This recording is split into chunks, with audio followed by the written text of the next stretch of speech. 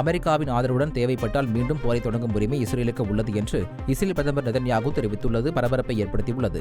பிணை கைதிகள் அனைவரையும் இஸ்ரேலுக்கு திரும்ப அழைத்து வரப்படுவதை உறுதி செய்வேன் என்று தெரிவித்த நெதன்யாகு, போர் தொடங்கியதில் இருந்து இஸ்ரேல் மத்திய கிழக்கின் முகத்தையே மாற்றிவிட்டதாக குறிப்பிட்டார். பிணை கைதிகளாக பிடிக்கப்பட்ட 251 பேரில் 94 பேர் இன்னும் காசாவில் உள்ளனர். இதில் 34 பேர் இறந்துவிட்டதாக இஸ்ரேலிய ராணுவம் தெரிவித்துள்ளது குறிப்பிடத்தக்கது.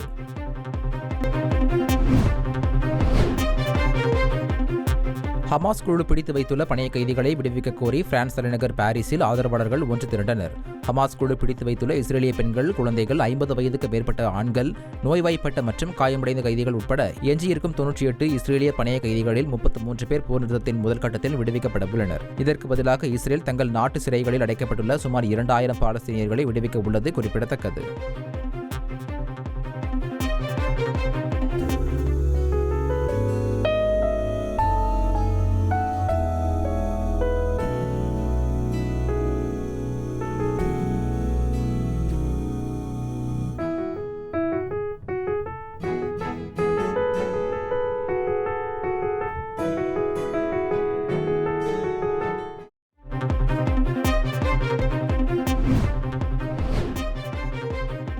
ஸ்பெயினின் பார்சிலோனா நகரில் காசா பாலஸ்தீனியர்களுக்கு ஆதரவாக ஆர்ப்பாட்டம் நடைபெற்றது. ஹமாஸ் இஸ்ரேலிடையே கடந்த 15 மாதங்களுக்கு மேலாக நடந்த போர் முடிவுக்கு வந்துள்ளது.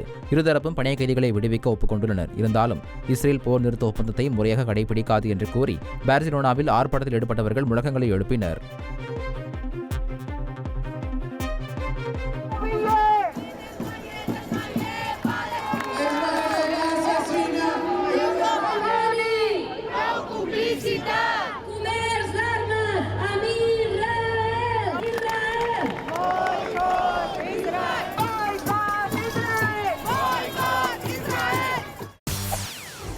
செய்திகளை உடனுக்குடன் தெரிந்து கொள்ள உடனே சப்ஸ்கிரைப் பண்ணுங்க.